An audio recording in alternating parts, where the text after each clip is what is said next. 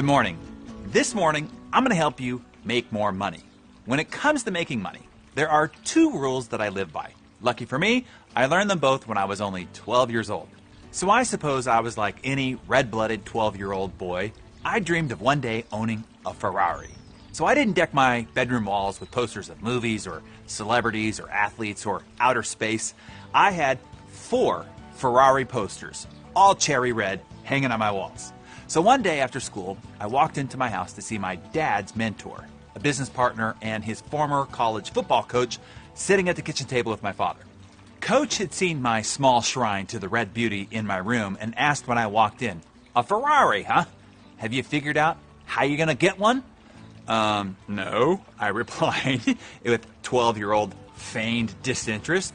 "Well, you better get to work if you want one of those bad boys." I explained that I was working. I mowed a couple of lawns on the street, picked up straggling nails at the local construction site for a penny apiece. "Well, how much are you earning a week?" Coach asked. $25, I responded, kind of bragging. Coach let out a guffaw. "At that rate, you'll be a corpse behind the wheel. You need to make more money and faster." "But how?" I asked. The next sentence is money-making rule number 1. Coach leaned across the table and said in a tone that signaled this was going to be important. "Want to make money faster? Find something scary to do. Find something most don't have the courage to do. Scary things pay the most." As I lay on my bed that night, I remembered a buddy talking about a local trade school who wanted people to stand outside bus stops and train stops or in the mall and ask complete strangers to take a survey, one that they didn't want to take. Approach people who don't want to be bothered, I thought. That sounds pretty freaking scary. So the very next day, I was standing outside the busiest bus stop in my neighborhood with a 16-year-old boy who wanted a Lamborghini Countach, and he was there to show me the ropes.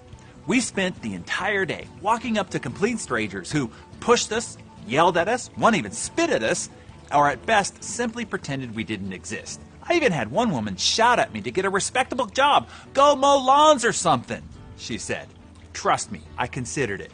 I wanted to quit more times in those 6 hours than I have the rest of my life combined. When the shift was done, I had 56 completed surveys. At $2 a piece, that was $112 in a single day, more than I made in a month sweating and mowing lawns and gathering nails at construction sites. I could practically smell the leather of my Ferrari as we walked into the trade school to exchange our surveys for cold, hard cash. Unfortunately, when the boss was done counting the bills, he handed all $112 to the Lamborghini Countach lover. Seeing the shock and fury on my face, he explained, "Sorry, kid, you're training today.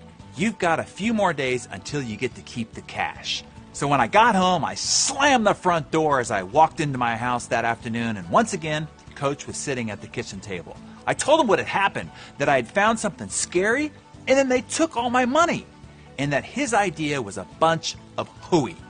It was in the middle of this adolescent tantrum that Coach taught me money-making rule number 2. He said, "Training is always worth the price." Sure, he said, you don't have any dollar bills to show for it, but you got something much more valuable. You learned a skill, an important one at that. The things you learned at that bus stop today, you will use over and over again. And if you continue to apply them, you will make yourself millions.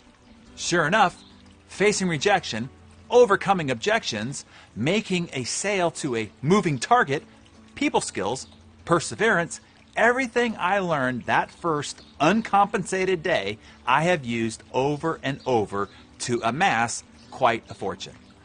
Finally, when I was 15 years old, a year ahead of schedule, by the way, and many surveys later, as well as several other scary entrepreneurial ventures, I had enough money to buy my very own red beauty. It was a Mazda RX-7, cherry red. While not a Ferrari, it sure felt like one to me. Remember those 2 money-making rules. Number 1, scary work always pays the best.